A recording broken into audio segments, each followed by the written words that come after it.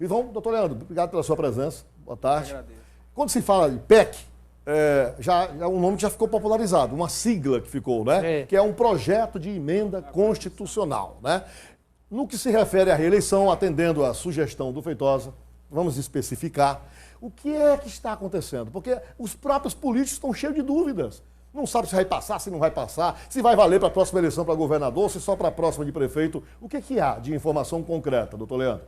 Bem, primeiramente, boa tarde. Gostaria de cumprimentar e agradecer aos jornalistas, cumprimentar os nossos telespectadores e dizer assim antes, e cumpre ressaltar que nós estamos a menos de 60 dias de uma eleição que se passou. E nessa eleição de 2016 já ocorreu com uma mini reforma que ocorreu em dezembro de 2015. Isso. Que houve algumas modificações. Ninguém sabe o que vai acontecer com alguns temas que foram modificados quando chegar nos tribunais superiores. Gera uma certa instabilidade. E antes de os novos eleitos tomarem posse, já tem uma nova possível modificação, né? Que tem a PEC 36 de 2016, que ela tem alguns temas interessantes e importantes, que visa o fim das coligações proporcionais, ficaria apenas as coligações majoritárias, as cláusulas de barreira, que iria impor um percentual de 2% dos votos válidos para que os partidos tivessem consistência, continuassem com seus registros. Receber fundo partidário, rádio e TV gratuito, né? E a fidelidade partidária, né? Porque o STF decidiu que os membros dos cargos majoritários, prefeito, governador, presidente e senadores, eles eram, digamos, dono do mandato e não o partido. E agora, com essa modificação, pode ser que zere isso. Ninguém poderia mudar de partido dentro da legislatura, caso seja aprovada. E aí... É mudança demais. É mudança demais. Demais. Muita mudança acontecendo com o andar da carruagem, não é? E a reeleição? E a reeleição? E aí, antes de adentrar na reeleição, assim, o foco principal e o principal efeito dessas mudanças que eu vejo seria o fim ou a diminuição de muitos partidos pequenos.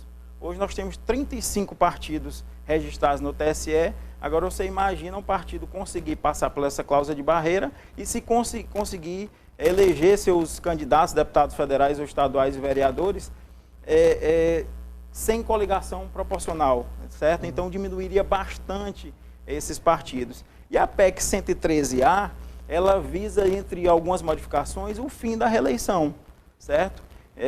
O nosso país, o Brasil, ele, digamos que não esteja preparado para essa modificação que foi ainda no governo do Fernando Henrique, da reeleição, né? Os gestores, por mais boa vontade que eles tenham, eles não conseguem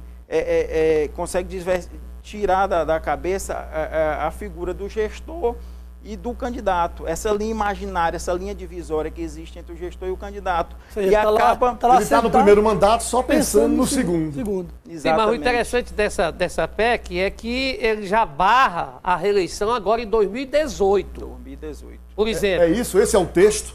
O texto é isso, esse barrando a reeleição em 2018. Inclusive do presidente da República, que não poderia mais ser candidato. Temer não poderia, governador que está no mandato não poderia. Isso foi mostrado 2 vezes. Aí eu pergunto, quais são as chances disso acontecer e de não acontecer? E como está lá? Percentualmente, como está lá a tramitação? Bem, foi aprovado na CCJ do Senado, foi votado em primeiro turno, vai ser votado em segundo turno no Senado, daí vai para a Câmara para ser votado em 2 turnos, tendo alteração ou não, vai para promulgação. Eu conversei com o líder do governo, né, com o assessor do líder do governo, do senador Aloysio Nunes, de São Paulo, e ele me falou que pouco provável que passasse esse tema. Mas, assim, eu percebo que há uma instabilidade, ninguém sabe ainda se vai passar, se não vai, e se passar, se terá alguma modificação. E tem prazo para isso ser definido de uma vez por todas? Respeitando o trâmite natural para essas comissões e tudo mais?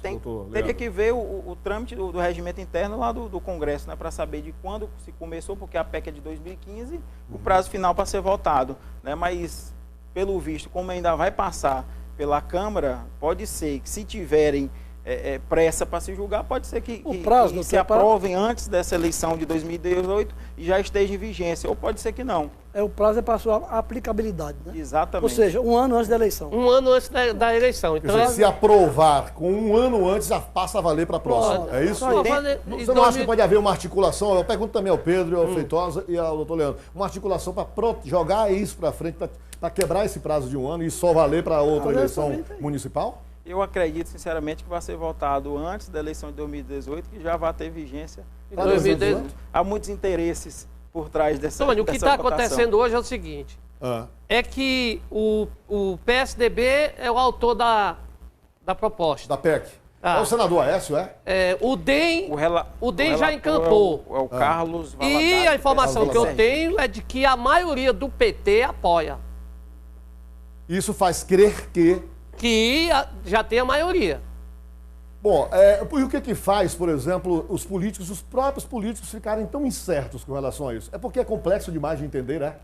É um pouco complexo porque, como já foi dito, depende de uma série de fatores, né? Não chegou lá no Congresso, vai ser votado. É um jogo de interesse. É um jogo de interesse, né? Quem tem maior bancada, quem tem interesse em ser votado ou não. O certo é que, como já foi dito, o fim da reeleição, isso é uma opinião própria, não sei o que a instituição OAB pensa, mas eu acredito que tenha o meu mesmo pensamento, que preze pelo fim da reeleição, porque é desproporcional você disputar um cargo de prefeito, governador, presidente, com alguém que esteja sentado na cadeira, digamos assim, né? É a tentação do uso da máquina, né? É desproporcional. Então, isso enseja um abuso de poder político, seja um abuso de poder econômico, e é muito desproporcional para poder disputar a eleição nesses termos. Bom, eu quero que você continue já, Feitosa. Eu peço 30 segundos para a gente dar uma informação importante para o servidor público estadual e agora também para você que é servidor público municipal. Olha, o sonho de ter um Honda continua vivíssimo. O feirão de automóveis do servidor foi prorrogado e continua com vantagens maravilhosas para você levar um carrão novo ou seminovo para casa. Olha só, o seu veículo pode ser 100% financiado, 100%, minha gente. Você tem até 60 meses para pagar, 5 anos. A primeira parcela pode ser feita em até 6 meses e pode pular 2 parcelas por ano. Você escolhe até 2 meses por ano para não ocorrer débito da prestação. O seu cadastro já está previamente aprovado no Banco do Brasil e na Caixa Econômica sem cobrança de taxas. Você pode usar CDC consignado ou CDC salário para auxiliar na entrada e complementar o financiamento. E não esqueça, o feirão agora vale para servidor estadual e servidor municipal. Passe na Jet Honda e confira essas e outras vantagens para garantir o seu Honda novo ou seminovo. Todas as facilidades para ter um carro top, hein? Vai até o dia 20 de dezembro. Se antecipe, o feirão vai até lá. Eu não sei se vai ter carro suficiente. Então aproveita. Sim, Feitosa. Essa PEC foi engendrada, foi arquitetada pelo PSDB. O PSDB com medo de o Temer conseguir se firmar e a Mosca Azul picar e ser candidato. Foi mesmo. À reeleição. Então, e eles não são tudo, não estão num momento, vamos dizer assim, de parcerias. Mas então da parceria. O Temer 2 vezes. Parceria. Não sou candidato. Ele não é candidato, mas o PSDB não confia. Doutor então Leandro, o PSDB quer barrar dessa forma. Importante essa informação. Doutor Leandro, o senhor acompanhou de perto, inclusive bem de perto em alguns casos, as eleições municipais no Piauí. Qual é o perfil que o senhor poderia traçar no que se refere a preparo, a qualificação, atenção às questões das leis dos prefeitos recentemente eleitos no Piauí, doutor Leandro? Bem, o que a gente observa, eu e lá no nosso escritório trabalhamos em diversos municípios, é que ainda há um despreparo, tanto do gestor quanto do candidato e da equipe. E essa legislatura vai ser talvez a mais judicializada. Porque com essas modificações na prestação de conta e algumas outras modificações, vão se ensejar muitas ações por abuso de poder político, por abuso de poder econômico, e isso assim, vai ocasionar diversos terceiros turnos, né? Os tapetões. Apesar dessa mudança na legislação, de não ter mais a figura do segundo candidato a assumir, de toda e qualquer forma teria que ter uma nova eleição, mas assim, sempre o inconformado vai buscar uma nova eleição e quem está no cargo vai tentar se segurar. Eu quero lhe convidar para a noite se assistir a do Bolso, para saber qual é o primeiro prefeito que poderá ser caçado no Piauí. Também que o nome dele. Vou dar hoje à noite. Hoje à noite, Eleito. conversa franca, né? Hoje à noite. Doutor Leandro, Primeiro eu quero agradecer. eleito agora. Eleito. Eu quero Prefeito agradecer a eleito presença agora. do doutor Leandro Obrigado, aqui, meu Cavalcante, dizer que eu quero a sua presença mais vezes aqui na bancada para a gente tirar essas dúvidas do telespectador, é sempre muito importante.